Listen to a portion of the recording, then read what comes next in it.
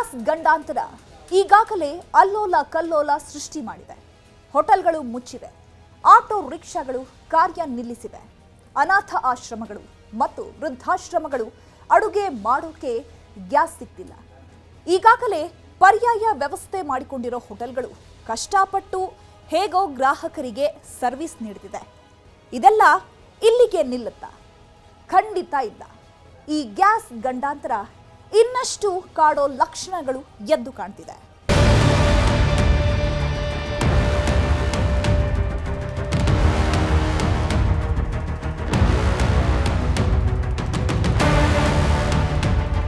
ದಿನದಿಂದ ದಿನಕ್ಕೆ ಗ್ಯಾಸ್ ಸಮಸ್ಯೆ ಬ್ಯಾಕ್ ಟು ವರ್ಸ್ಟ್ ಆಗ್ತಾ ಇದೆ.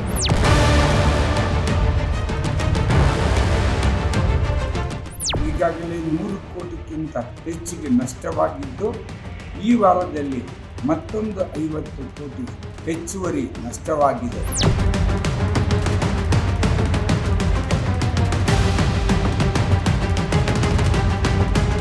ಗ್ಯಾಸ್ ಸಮಸ್ಯೆಯಿಂದ ಬಹಳಷ್ಟು ಹೋಟೆಲ್ಗಳು ಮುಚ್ಚುವುದರ ಜೊತೆಗೆ ಅನಿವಾರ್ಯವಾಗಿ ತಿಂಡಿ ತಿನಿಸುಗಳನ್ನು ಕಡಿಮೆ ಮಾಡಿರುತ್ತಾರೆ.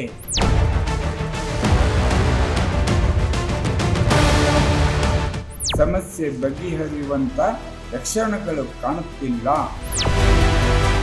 ದುಡ್ಡು ಕಳ್ಳತನ ಮಾಡುವುದು ನೋಡಿದ್ದೀವಿ, ಚಿನ್ನಾಭರಣ ಕಳ್ಳತನ ಮಾಡುವುದನ್ನು ನೋಡಿದ್ದೀವಿ. ಆದರೆ ಕಾಲ ಬದಲಾಗಿದೆ. ಈಗ ಗ್ಯಾಸ್ ಕಳ್ಳತನ ಮಾಡುವ ಸ್ಥಿತಿಗೆ ಜನ ತಲುಪಿದ್ದಾರೆ. ಅಷ್ಟರ ಮಟ್ಟಿಗೆ ಗ್ಯಾಸ್ಗೆ ಬೇಡಿಕೆಗಿದೆ. ಇಲ್ಲಿ ನೋಡಿ, ಇಬ್ಬರು ಬಂದು ನಿಂತ್ಕೊಂಡಿದ್ದಾರೆ. ಹೆಲ್ಮೆಟ್ ಹಾಕೊಂಡು ಸ್ಕೂಟರ್ನಲ್ಲಿ ಬಂದು ಮನೆ ಮುಂದೆ ನಿಂತ್ಕೊಂಡಿರೋ ಅವರಲ್ಲಿ ಒಬ್ಬ ಗೇಟ್ ಒಳಗೆ ಹೋಗಿ ಏನೋ ನೋಡ್ಕೊಂಡು ಬರ್ತಿದ್ದಾನೆ. ಬಂದವನೇ ಗೇಟ್ ಮುಚ್ಚಿ ಮತ್ತೆ ಒಳಗೆ ಹೋಗ್ತಾನೆ. ಸ್ವಲ್ಪ ಹೊತ್ತಿನ ನಂತರ ಹೊರಗೆ ಬರೋ ಆತ ಸ್ಕೂಟರ್ ತಗೊಂಡು ಗೇಟ್ನೊಳಗೆ ಹೋಗ್ತಾನೆ. ಸ್ವಲ್ಪ ಹೊತ್ತಿನ ನಂತರ ಆ ಸ್ಕೂಟರ್ನಲ್ಲಿ 2 ಸಿಲಿಂಡರ್ಗಳನ್ನ ಎತ್ಕೊಂಡು ಮನೆಯಿಂದ ಈಚೆ ಬರ್ತಾನೆ. ಅವರಿಬ್ಬರು ಸ್ಕೂಟರ್ನಲ್ಲಿ ಅಲ್ಲಿಂದ ಎಸ್ಕೇಪ್ ಆಗಿದ್ದಾರೆ. ಇದು ಹಾಡಹಗಲೇ ನಡೆದ ದರೋಡೆ. ಹೌದು, ದರೋಡೆಯಾಗಿರೋದು 2 ಸಿಲಿಂಡರ್ಗಳು. ಗ್ಯಾಸ್ ಕೊರತೆ ವಿಪರೀತ ಆಗಿರೋದರ ಲಕ್ಷಣ ಆಗಿದ್ದು. ಗ್ಯಾಸ್ ಟ್ರಬಲ್ ವಿಪರೀತ, ಸಮಸ್ಯೆಗೆ ಸಿಗುತ್ತಿಲ್ಲ ಪರಿಹಾರ. ಮುಚ್ಚುತ್ತಿವೆ ಹೋಟೆಲ್ಗಳು, ಸಂಕಷ್ಟಕ್ಕೆ ಸಿಲುಕ್ತಿದ್ದಾರೆ ಜನರು. ಯಾವಾಗ ಗ್ಯಾಸ್ ಸಮಸ್ಯೆಗೆ ಮುಕ್ತಿ? ಮುಂದಿದೆಯ ಮಾರಿ ಹಬ್ಬ. ಎಸ್, ದಿನೇ ದಿನೇ ಗ್ಯಾಸ್ ಪ್ರಾಬ್ಲಮ್ ವಿಪರೀತವಾಗ್ತಿದೆ. ಕೆಲವರಿಗೆ ಗ್ಯಾಸ್ ಸಿಕ್ತಾಗಿದ್ದು, ಇನ್ನು ಕೆಲವರಿಗೆ ಸಿಗ್ತಿಲ್ಲ. ಏಜೆನ್ಸಿಗಳ ಮುಂದೆ ಸಾಲು ಸಾಲು ನಿಂತ್ಕೊಂಡ್ರೂ ಸಹ ಗ್ಯಾಸ್ ಸಿಗೋ ಯಾವ ಲಕ್ಷಣನೂ ಅವರಿಗೆ ಕಾಣಿಸ್ತಿಲ್ಲ. ಮತ್ತಷ್ಟು ಮಂದಿಗೆ ಗ್ಯಾಸ್ ಸಿಕ್ಕರೂ ಕೂಡ ಜನರಲ್ಲಿ ಆತಂಕವಂತೂ ಕಡಿಮೆ ಆಗ್ತಿಲ್ಲ. ಹೀಗೇನೋ ಗ್ಯಾಸ್ ತಗೊಂಡಿದ್ದಾಯ್ತು, ಮುಂದಿನ ಕತೆ ಏನು ಅಂತ ಅವರು ಯೋಚನೆ ಮಾಡ್ತಿದ್ದಾರೆ. ಗ್ಯಾಸ್ ಇಲ್ಲದೆ ಮನೆಗಳನ್ನ ನಡೆಸೋದೇ ಅವರಿಗೆ ಕಷ್ಟವಾಗ್ಬಿಟ್ಟಿದೆ. ಇದು ಮನೆಗಳ ಕಥೆ ಆದ್ರೆ ಹೋಟೆಲ್ಗಳ ಕಥೆ ಇನ್ನೂ ಘೋರ. ಅಲ್ಲಿ ಕಮರ್ಷಿಯಲ್ ಸಿಲಿಂಡರ್ ಸಿಕ್ತಾಗಿಲ್ಲ. ಸಿಕ್ಕರೂ ಸಾಕಷ್ಟು ಪ್ರಮಾಣದಲ್ಲಿ ಸಿಗದೇ ಇರೋ ಕಾರಣದಿಂದ ಹೋಟೆಲ್ಗಳನ್ನ ನಡೆಸೋದಕ್ಕೆ ಸಾಧ್ಯವಾಗ್ತಾಗಿಲ್ಲ. ಬ್ಲಾಕ್ನಲ್ಲಿ ಕಮರ್ಷಿಯಲ್ ಸಿಲಿಂಡರ್ ಬೆಲೆ ಕೇಳೋಕೆ ಹೋದ್ರೆ 5-6 ಸಾವಿರ ರೂಪಾಯಿ ಕೇಳ್ತಾರಂತೆ. ಇದು ಹೋಟೆಲ್ ಮಾಲೀಕರನ್ನು ಬೆಚ್ಚಿ ಬೀಳಿಸಿದೆ. ಹೋಟೆಲ್ ನಡೆಸೋದ ಬೇಡವಾ ಅನ್ನೋ ಸಂದೇಹದಲ್ಲಿ ಅವರೆಲ್ಲಾಗಿದ್ದಾರೆ. ಬಹುತೇಕ ಹೋಟೆಲ್ಗಳು ಪರ್ಯಾಯ ವ್ಯವಸ್ಥೆ ಅಳವಡಿಕೆ ಮಾಡಿಕೊಂಡಿವೆ. ಗ್ಯಾಸ್ ಜಾಗದಲ್ಲಿ ಸೌದೆ ಒಲೆಯನ್ನ ಬಳಸೋಕೆ ಮುಂದಾಗಿವೆ. ಸೌದೆ ಒಲೆಯಲ್ಲದೆ ಅಡುಗೆ ಮಾಡೋಕೆ ಮುಂದಾಗಿದ್ದಾವೆ.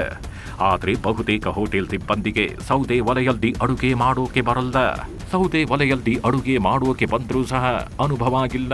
ಆದ್ದರಿಂದ ಹೋಟೆಲ್ಗಳಲ್ಲಿ ಅಡುಗೆ ತಯಾರಿಸೋದು ಸವಾಲಾಗಿದೆ. ಇನ್ನು ಕೆಲವೆಡೆ ಅಡುಗೆಗಾಗಿ ಎಲೆಕ್ಟ್ರಿಕ್ ಸಾಧನಗಳನ್ನು ಉಪಯೋಗ ಮಾಡಲಾಗ್ತಿದೆ.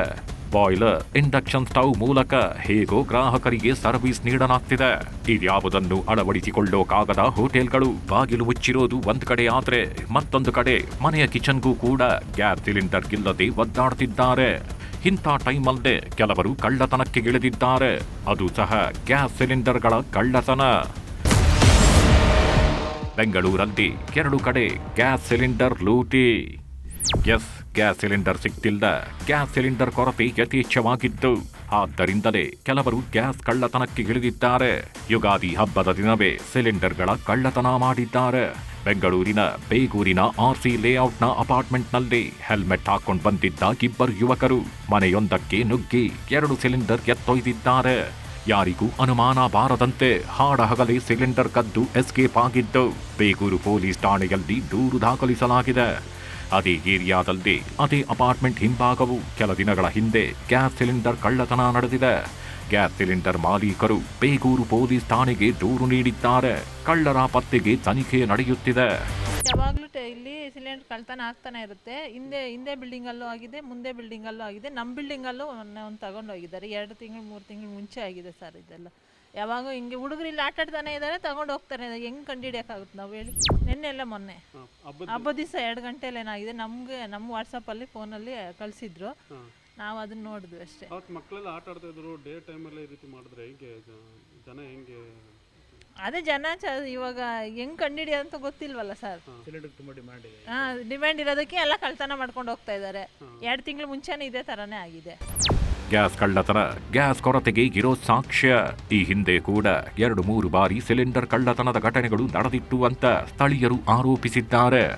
ಆದರೆ ಈಗ ಯುದ್ಧ ನಡೀತಾಗಿರೋದ್ರಿಂದ ಗ್ಯಾಸ್ ಅಭಾವ ಉಂಟಾಗಿದ್ದು ಏಕಾಏಕಿ ಹೀಗೆ ಸಿಲಿಂಡರ್ ಕಳ್ಳತನ ಮಾಡಿದ್ರೆ ಮನೆಗಳಲ್ಲಿ ಜನ ಏನಾಗಬೇಕು ಅನ್ನೋದು ಸ್ಥಳೀಯರ ಪ್ರಶ್ನೆ. ಅದೇನೇ ಇರಲಿ, ಎಲ್ಲೋ ಇರಾನ್ನಲ್ಲಿ ಯುದ್ಧ ನಡೆದರೆ ಬೆಂಗಳೂರಿನಲ್ಲಿ ಗ್ಯಾಸ್ ಅಭಾವ ಉಂಟಾಗಿ ಇಂತಹ ಕಳ್ಳತನ ಕೃತ್ಯಗಳಿಗೆ ದಾರಿ ಮಾಡಿಕೊಡುತ್ತಿದೆ. ಗ್ಯಾಸ್ ಸಿಲಿಂಡರ್ ಎಲ್ಲರಿಗೂ ಸಿಕ್ಕರೆ ಮಾತ್ರ ಕಳ್ಳತನ ಪ್ರಕರಣಗಳು ಕಡಿಮೆ ಆಗುತ್ತೆ ಅನ್ನೋದು ನಿಜ. ಗ್ಯಾಸ್ ಸಿಗ್ತಿಲ್ಲ, ಬುಕ್ ಮಾಡಿ 20 ದಿನಕ್ಕೂ ಜಾಸ್ತಿ ಆದರೂ ಸಹ ಡೆಲಿವರಿ ಆಗ್ತಾಗಿಲ್ವಂತೆ. ಆದ್ದರಿಂದ ಗ್ಯಾಸ್ ಸಿಲಿಂಡರ್ ವಾಹನ ಬಂದಾಕ್ಷಣ ಗ್ಯಾಸ್ಗಾಗಿ ಜನರು ಮುಗಿ ಬೀಳ್ತಾಗಿದ್ದಾರೆ.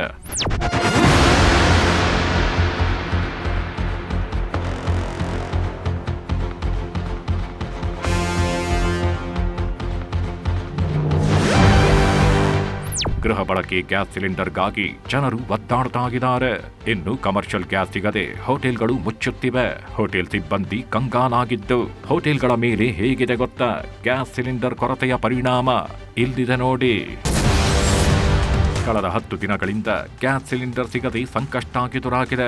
ಬೆಂಗಳೂರಲ್ಲದೆ 2,000ಕ್ಕೂ ಅಧಿಕ ಹೋಟೆಲ್ಸ್ ಬಂದಾಗಿವೆ. ಕೆಲವೇ ದಿನಗಳಲ್ಲಿ ಇನ್ನಷ್ಟು ಹೋಟೆಲ್ಗಳು ಕ್ಲೋಸ್ ಆಗಲಿವೆ. ಕಳೆದ 1 ವಾರದಿಂದ ಬರೋಬ್ಬರಿ 500 ಕೋಟಿ. ಬೆಂಗಳೂರಿನ ಹೋಟೆಲ್ಗಳಿಗೆ 150 ಕೋಟಿ ನಷ್ಟವಾಗಿದೆ. ಹೋಟೆಲ್ ಉದ್ಯಮ ನಂಬಿರೋ ಸಿಬ್ಬಂದಿಗೆ ಸಂಕಷ್ಟ ಎದುರಾಗಿದೆ. ಆದ್ದರಿಂದ ಕಮರ್ಷಿಯಲ್ ಸಿಲಿಂಡರ್ ಪೂರೈಸಿ ಅಂತ ಹೋಟೆಲ್ ಮಾಲೀಕರು ಮನವಿ ಮಾಡಿದ್ದಾರೆ. ವಿದ್ಯುತ್ ಬಿಲ್ನಲ್ಲೂ ರಿಯಾಯಿತಿಗೆ ಮನವಿ ಮಾಡಿದ್ದಾರೆ. ಈ ಕುರಿತಾಗಿ ಸರ್ಕಾರಕ್ಕೆ ಹೋಟೆಲ್ ಮಾಲೀಕರ ಸಂಘ ಒತ್ತಡ ಹೇರಿದೆ. ದಿನದಿಂದ ದಿನಕ್ಕೆ ಗ್ಯಾಸ್ ಸಮಸ್ಯೆ ಬ್ಯಾಕ್ ಟು ವರ್ಸ್ಟ್ ಆಗ್ತಾ ಇದೆ. ಈಗಾಗಲೇ 100 ಕೋಟಿಗಿಂತ ಹೆಚ್ಚಿಗೆ ನಷ್ಟವಾಗಿದ್ದು ಈ ವಾರದಲ್ಲಿ ಮತ್ತೊಂದು 50 ಕೋಟಿ ಹೆಚ್ಚುವರಿ ನಷ್ಟವಾಗಿದೆ. ಈ ರೀತಿ ಗ್ಯಾಸ್ ಸಮಸ್ಯೆಯಿಂದ ಬಹಳಷ್ಟು ಹೋಟೆಲ್ಗಳು ಮುಚ್ಚುವುದರ ಜೊತೆಗೆ ಅನಿವಾರ್ಯವಾಗಿ ತಿಂಡಿ ತಿನಿಸುಗಳನ್ನು ಕಡಿಮೆ ಮಾಡಿರುತ್ತಾರೆ. ಸಮಸ್ಯೆ ಬಗೆಹರಿಯುವಂಥ ಲಕ್ಷಣಗಳು ಕಾಣುತ್ತಿಲ್ಲ. ಆಸ್ಪತ್ರೆಯ ರೋಗಿಗಳಿಗೂ ಎಲ್ಪಿಜಿ ಸಿಲಿಂಡರ್ ಸಮಸ್ಯೆ. ರಾಜ್ಯದಲ್ಲಿ ಕಮರ್ಷಿಯಲ್ ಸಿಲಿಂಡರ್ ಅಭಾವ ತೀವ್ರವಾಗಿದೆ. Hotel, restaurant, ಡಾಬಾಗಳಲ್ಲಿ ಸಮಸ್ಯೆಯಾಗ್ತಿದೆ. ಈ ನಡುವೆ ಗದಗ ಜಿಲ್ಲೆಯಲ್ಲಿ ರೋಗಿಗಳಿಗೂ ಎಲ್ಪಿಜಿ ಸಿಲಿಂಡರ್ ಸಮಸ್ಯೆಯ ಬಿಸಿ ತಟ್ಟಿದೆ. ತರಕಾರಿ ಸಂಯುಕ್ತ ಆಯುಷ್ಯ ಆಸ್ಪತ್ರೆಯಲ್ಲಿ ಸಿಲಿಂಡರ್ ಸಮಸ್ಯೆಯಿಂದಾಗಿ ರೋಗಿಗಳಿಗೆ ಊಟ ಉಪಹಾರಕ್ಕೆ ತೊಂದರೆಯಾಗಿದೆ. ರೋಗಿಗಳಿಗೆ ಪಂಚಕರ್ಮ ಚಿಕಿತ್ಸೆ ನೀಡಲು ಸಿಬ್ಬಂದಿ ಎಲೆಕ್ಟ್ರಾನಿಕ್ ಒಲೆಗಳ ಮೊರೆ ಹೋಗಿದ್ದಾರೆ. ಎಲ್ಪಿಜಿಗೆ ಪರ್ಯಾಯ ವ್ಯವಸ್ಥೆ, ಕಸದಿಂದ ಬಯೋಗ್ಯಾಸ್ ಉತ್ಪತ್ತಿ. ಬೆಂಗಳೂರಲ್ಲಿ ಗ್ಯಾಸ್ ಸಿಲಿಂಡರ್ ಅಭಾವ ದಿನೇ ದಿನೇ ಹೆಚ್ಚಾಗ್ತಿದೆ. ಕೋರಮಂಗಲ ಕೈಗಾರಿಕಾ ಪ್ರದೇಶದಲ್ಲಿ ಕಸರಸ ಸೆಂಟರ್ನಲ್ಲಿ ಎಲ್ಪಿಜಿಗೆ ಪರ್ಯಾಯ ವ್ಯವಸ್ಥೆ ಮಾಡಲಾಗಿದೆ. ಕಸದಿಂದ ಬಯೋಗ್ಯಾಸ್ ಉತ್ಪತ್ತಿ ಮಾಡಿ ಮಾರಾಟ ಮಾಡಲಾಗ್ತಿದೆ. 13 ಟನ್ ಕಸದಿಂದ 7ರಿಂದ 8 ಸಿಲಿಂಡರ್ ಗ್ಯಾಸ್ ಉತ್ಪತ್ತಿ ಮಾಡಲಾಗುತ್ತಿದ್ದು, ಹಸಿ ಕಸದಿಂದ ಬಯೋಗ್ಯಾಸ್ ಉತ್ಪಾದನೆ ಮಾಡುವ ನೂತನ ಘಟಕವನ್ನ ಸಚಿವ ರಾಮಲಿಂಗಾರೆಡ್ಡಿ ಉದ್ಘಾಟನೆ ಮಾಡಿದ್ದಾರೆ. ಕಳೆದ 8 ವರ್ಷಗಳಿಂದ 8 ಟನ್ ಸಾಮರ್ಥ್ಯದ ಘಟಕ ಕಾರ್ಯನಿರ್ವಹಿಸುತ್ತಿತ್ತು. ಈಗ ಹೊಸದಾಗಿ 5 ಟನ್ ಸಾಮರ್ಥ್ಯದ ಜೈವಿಕ ಅನಿಲ ಘಟಕಕ್ಕೆ ಚಾಲನೆ ನೀಡಲಾಗಿದೆ. ಈ ಮೂಲಕ ನಿತ್ಯ 8 ಸಿಲಿಂಡರ್ನಷ್ಟು ಅನಿಲ ಉತ್ಪಾದನೆ ಮಾಡಿ ಹೋಟೆಲ್ಗಳಿಗೆ ಮಾರಾಟ ಮಾಡುವ ಉದ್ದೇಶ ಆಗಿದೆ ಅಂತ ಸಚಿವ ರಾಮಲಿಂಗಾರೆಡ್ಡಿ ತಿಳಿಸಿದ್ದಾರೆ.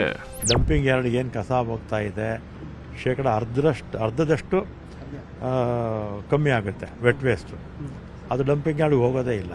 ನಮ್ಮ ಆಯುಕ್ತರುಗಳು, ಅಡ್ಮಿನಿಸ್ಟ್ರೇಟರ್ಸು, ಕಾರ್ಪೊರೇಟರ್ಸು, ಬೇರೆ ಬೇರೆ ಶಾಸಕರು, ಬೇರೆ ಬೇರೆ ರಾಜ್ಯದವರು ಕೂಡ ಬಂದು ನೋಡ್ಕೊಂಡು ಹೋಗಿದ್ದಾರೆ.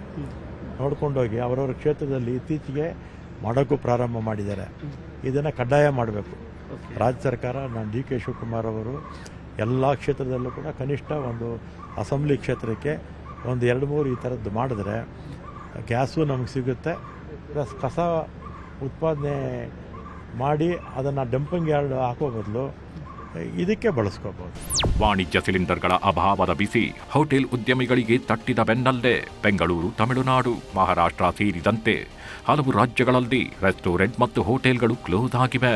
ದೊಡ್ಡ ದೊಡ್ಡ ಹೋಟೆಲ್ ಮಾಲೀಕರು ಮಾತ್ರ ತಮ್ಮ ಮಳಿಗೆಯನ್ನು ಗ್ರಾಹಕರಿಗಾಗಿ ತೆರೆದಿದ್ದು ಇದೇ ಬ್ಲಾಕ್ ಮಾರ್ಕೆಟ್ನಲ್ಲೇ ಹೆಚ್ಚಿನ ಹಣ ಕೊಟ್ಟು ಗ್ಯಾಸ್ ಬಳಕೆ ಮಾಡ್ತಿದ್ದಾರೆ. ಒಟ್ನಲ್ಲಿ ಗಲ್ಫ್ ಯುದ್ಧ ಮುಗಿಯೋ ತನಕ ಅಥವಾ ಹಾರ್ಮುಜ್ ಜಲಸಂಧಿಯಲ್ಲಿ ಅಂತಾರಾಷ್ಟ್ರೀಯ ವ್ಯಾಪಾರಿ ಹಡಗುಗಳಿಗೆ ದಾರಿ ಸಿಗೋವರೆಗೆ ಕಷ್ಟ ಮುಂದುವರಿಯಲಿದೆ. ಇನ್ನು ಕೆಲವು ದಿನ ಹೋದ್ರೆ ಗ್ಯಾಸ್ ಸಿಲಿಂಡರ್ಗಳ ಕೊರತೆ ಮತ್ತಷ್ಟು ವಿಪರೀತವಾಗಲಿದ್ದು ಮುಂದೇನಾಗತ್ತೆ ಅಂತ ಊಹೆ ಮಾಡೋದು ಕಷ್ಟ.